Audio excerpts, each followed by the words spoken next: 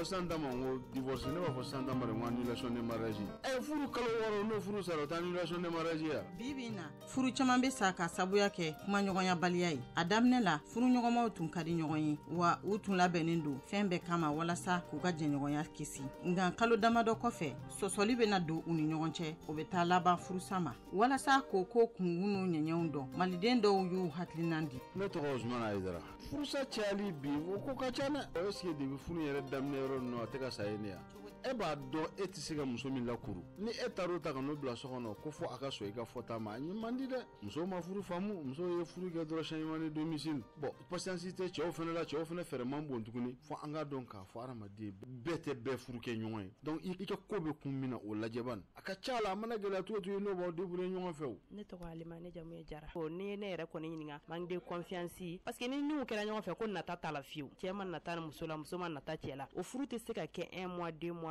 6 mois ko furu bɛ dabila danaya baliya soit nata kun b'a la diinɛ dɔw la furusa ma daga wa ni maa min y'a ɲini ka furusa o tigi jatilen don i n'a fɔ sariya tiɲɛbaga nka diinɛ wɛrɛ bɛ jɛn n'a ye ni ka sɔrɔ kun jɔnjɔn b'a la ne tɔgɔ Abdias Jara ne ye chrétien karamɔgɔ ye alors furusa chrétien évangélique fɛ a ma boloda an ka diinɛ la ka sababu kɛ mun ye ala bɛ furu da don min a ye kuma dɔ fɔ cɛ ye fɔlɔ ni o ye Adama ye a ko cɛ n'a a fa n'a ba bila ka nɔrɔ a muso la ko fila bɛ kɛ farisogo kelen ye silamɛ furusa fɔ ka gɛlɛya yɛrɛ muso ni cɛ cɛmala la ni hakililabana dɔ nana o fila dɔ ala kelen na walima cɛ tɛ se ka muso satisfait a ɲɛma yɛrɛ a to bɛ kuma kɔnɔ quoi donc o kama